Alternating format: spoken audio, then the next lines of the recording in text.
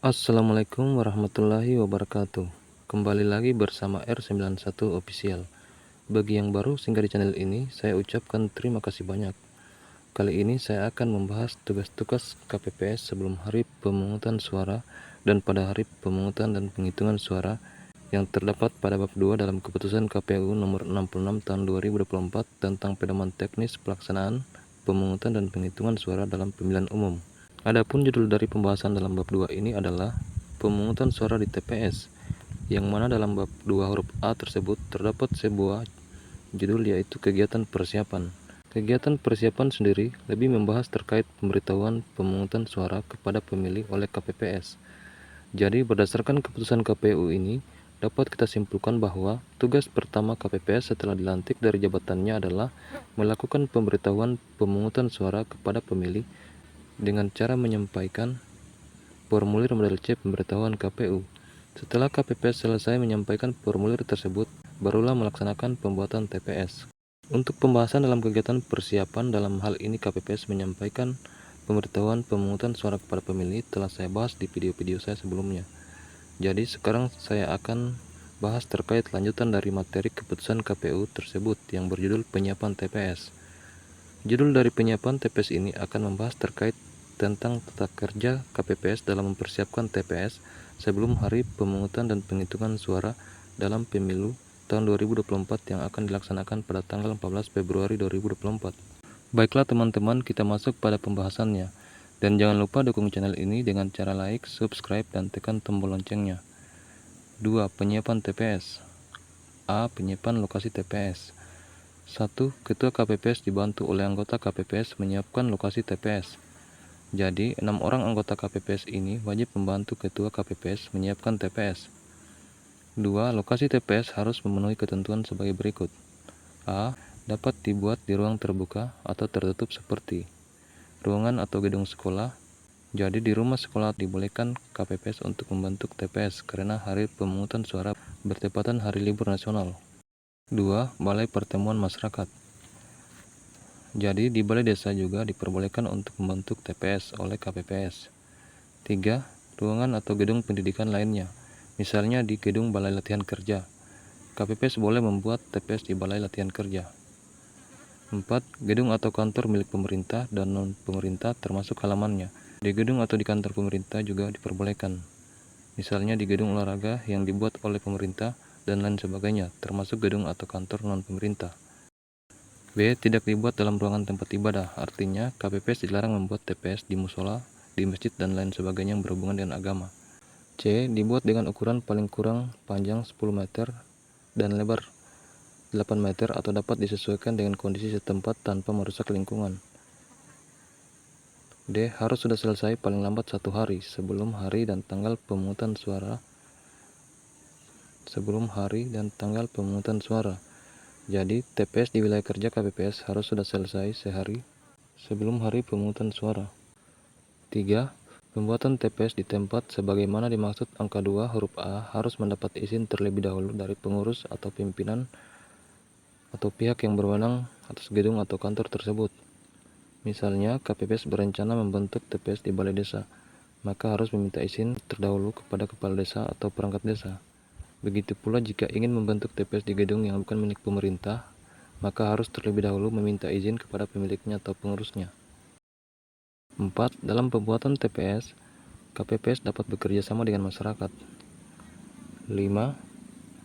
Dalam hal terjadi bencana alam, gangguan keamanan atau kerusuhan, atau terdapat kondisi lainnya di luar kuasa pemilih yang menyebabkan A. Pemilih dalam DPT direlokasi dari tempat asalnya dan atau KPPS tidak dapat membangun pada lokasi semula. KPU Kabupaten Kota bersama dengan PPK dan PPS melakukan koordinasi dengan pihak yang berwenang termasuk saksi peserta pemilu dan Bawaslu untuk menyiapkan TPS di lokasi tempat pemilih direlokasi. Misalnya terjadi gempa bumi di salah satu desa, sehingga warga desa tersebut yang punya hak pilih mengungsi di tempat lain, maka tempat warga mengungsi dapat dibuat TPS. 6. Penyiapan lokasi TPS di tempat pemilih direlokasi sebagaimana yang dimaksud pada angka 5 dapat meliputi 1. Penyiapan lokasi TPS di dapil yang sama dengan TPS semula. 2. Penyiapan lokasi TPS di dapil yang berbeda dengan TPS semula. B. Pembuatan TPS. 1. Sarana dan prasarana. Sarana dan prasarana terdiri atas ruangan atau tenda, alat pembatas, papan yang digunakan untuk menempel. 1. Daftar pasangan calon, DCT anggota DPR, DCT anggota DPD, DCT anggota DPRD Provinsi, dan DCT anggota DPRD Kabupaten Kota, serta salinan DPT dan salinan DPTB pada saat pemungutan suara. 2. Formulir.